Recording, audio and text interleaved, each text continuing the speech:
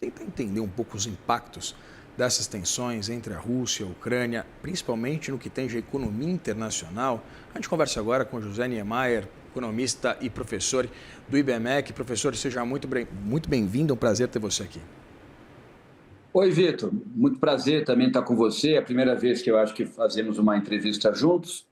Eu sempre trabalho com seus colegas aqui no CNN Money, programa de alto nível, que consegue mesclar assuntos de política com economia e negócios. Então, vocês estão de parabéns. Espero que você continue com essa boa impressão depois do nosso bate-papo, professor. Queria entender exatamente esses impactos de um ponto de vista mais geral para a gente aprofundar essas discussões. Olha, quando você tem um cenário internacional com tendência ao conflito, como o nosso, com muito mais tendência ao conflito do que à cooperação, você acaba precisando analisar oportunidades que vão surgir. Vou dar um exemplo do que aconteceu nos últimos meses. Há uma guerra entre Rússia e Ucrânia. A União Europeia não consegue assumir todas as responsabilidades com relação a essa guerra. Os Estados Unidos passam responsabilidades para a União Europeia como não faziam desde a Segunda Guerra Mundial, que é algo muito grave. Isso mostra, na minha visão, uma perda de poder relativo dos Estados Unidos com relação ao sistema internacional e com relação ao sistema da segurança internacional. E aí o presidente Trump, nos últimos meses, cria o tarifaço. O tarifaço prejudica muito alguns países, inclusive o comércio internacional, e depois ele dá passos para trás, diminui a tarifa, termina tarifas, e o Brasil, nesta situação, que eu coloquei aqui, indiretamente tem a ver com a guerra da Ucrânia, ou até diretamente, porque tem a ver com a grande cena internacional, o Brasil busca novos parceiros comerciais. O Brasil, nos últimos meses, aumentou, em função do tarifaço, antes do presidente Trump diminuir as tarifas, o Brasil aumentou sua oferta de produtos para América do Sul, Índia, China, União Europeia, Filipinas, Malásia. Então, foi uma oportunidade criada, o tarifaço, e o tarifaço foi criado em função, na minha visão, da perda do poder relativo dos Estados Unidos e em função de conflitos como, por exemplo, a guerra da Ucrânia, onde os Estados Unidos da América não conseguem mais influenciar como gostariam de influenciar, passaram responsabilidades para a União Europeia, e isso está tudo interligado. Então, a cena internacional de segurança internacional está interligada à questão comercial e econômica. É muito interessante essa correlação que você faz, né, do tarifaço, da política comercial de Donald Trump com esse momento de conflitos, de guerras que a gente acompanha mundo afora. E eu queria entender, baseando-se nesse vai e vem, né, agora essa interpretação de que talvez um acordo de paz envolvendo Rússia e Ucrânia esteja mais longe, uma expectativa pelo menos aventada por Donald Trump de algum avanço aí sim no acordo de cessar-fogo entre Israel e o Hamas. Eu queria entender o que a gente pode pensar, projetar em relação ao preço dos ativos, principalmente aqueles que são diretamente impactados, ou caso, por exemplo, do preço do petróleo, né? Vitor, você está me ouvindo bem? Porque eu estou aqui no interior de São Paulo, numa agropecuária, e estou sentindo que o sinal não está muito bom. Você está me ouvindo bem? Eu te ouço perfeitamente, professor. Ouço muito bem. O sinal não está muito bom. Bem, como eu disse, todas as hipóteses de guerra e hipóteses de conflito, por mais que isso afete muito a economia internacional, a guerra Rússia-Ucrânia afetou, por exemplo, a oferta de fertilizantes para o Brasil, que são fundamentais para o agronegócio brasileiro, tanto em função da Ucrânia como em função da Rússia. Então, as guerras, elas trazem problema para o ambiente econômico internacional, não tenho dúvida. Aumenta a expectativa de inflação, aumenta a expectativa de déficit público, porque os países envolvidos em conflitos geralmente aumentam o seu gasto com defesa. Todavia, como eu disse, há oportunidades para a gente perceber nos conflitos, infelizmente, né? E como o Brasil está longe do centro de ruptura, longe do Oriente Médio, longe da Europa Central, longe do Sudeste Asiático, longe do Mar do Sul da China, mesmo longe da fronteira Estados Unidos e México, que eu acho uma fronteira complicada do ponto de vista de segurança, o Brasil tem muito a oferecer como oportunidades de negócio num cenário mais conflituoso do que cooperativo como esse. O que o Brasil pode oferecer? Energia, proteína, oportunidades de negócios, importação de serviços de empresas norte-americanas, europeias e chinesas para desenvolverem serviços aqui, aumento do investimento das multinacionais desses países aqui no Brasil, por conseguinte, aumento do investimento direto no Brasil e não só do investimento indireto em papéis e ações de mercado. Então, eu sinto que um país como o Brasil está tão bem localizado, deve ser uma questão divina essa, né, Vitor? Está tão bem localizado que o Brasil está pronto para contribuir, distendendo, a palavra é esta, distendendo a ordem política e econômica internacional a partir da sua oferta de negócios, de oportunidades de negócio, de mercado e também de exportação, principalmente de alimento e energia. Porque o mundo em conflito, o mundo com tendência à guerra, à entropia, vai precisar mais de comida barata e energia barata. E o Brasil pode contribuir muito com isso. Por isso também, Vitor, é fundamental o acordo União Europeia-Mercosul, onde o Brasil é o principal agente. Se o Brasil assinar esse acordo agora em janeiro, aí já é um tema mais de política interna, mas é bom para os cenaristas que assistem o CNN Money, né?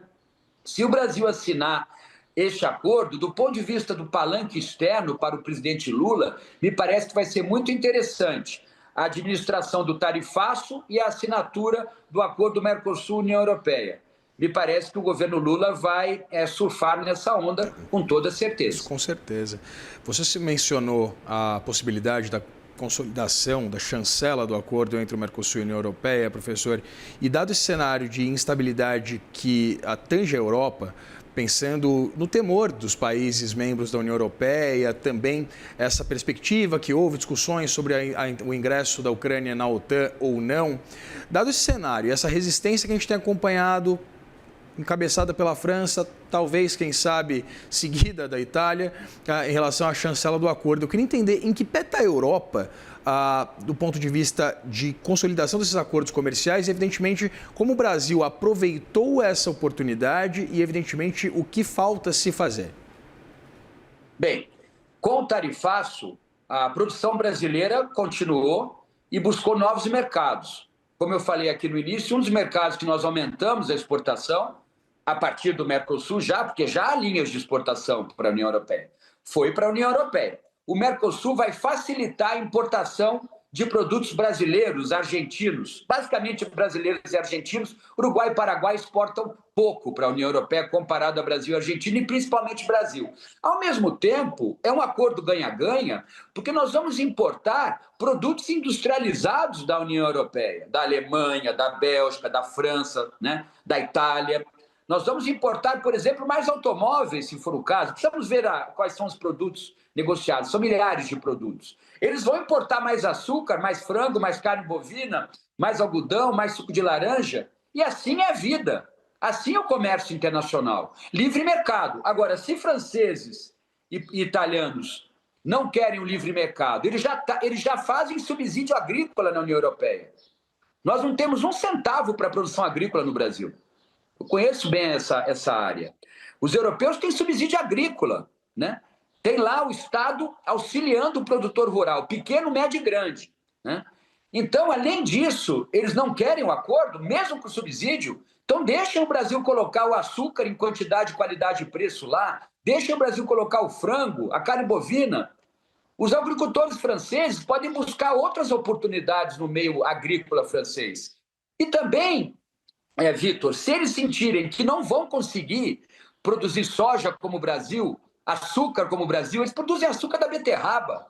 Não é incomparável a produtividade se comparada à produção de açúcar como a brasileira, que vem da cana-de-açúcar, com as nossas usinas que são muito eficientes, tanto em açúcar como em álcool. Aliás, vamos também poder exportar álcool anidro, álcool combustível para os consumidores europeus. Quando um europeu compra o açúcar brasileiro, um açúcar mais barato em quantidade e qualidade, ele vai fazer com que a indústria alimentícia europeia forneça para o cidadão das cidades francesas e italianas uma comida mais barata e de qualidade. Agora, se isso está atingindo diretamente o agricultor francês, e eu acho que vai atingir, tem duas coisas para fazer. Ou o agricultor francês busca uma outra atividade dentro da agropecuária francesa ou europeia, ou ele vai deixar de produzir. Isso aconteceu na história econômica geral, Vitor, dos países nos últimos séculos, o tempo todo isso aconteceu. É injusto que o Brasil, além de ter que conviver com subsídio agrícola europeu, que eu até entendo, que é para tentar manter o homem no campo, mas nós não temos nenhum subsídio agrícola aqui há muito tempo, nem para pecuária, há muito tempo. É muito injusto que o Brasil não possa exportar os seus produtos dentro de preço e qualidade que nós temos. E nós vamos importar serviços europeus também, Vitor. É importante para o assinante do CNN Money entender isso. O que seriam esses serviços? Seriam muito na área de compras governamentais.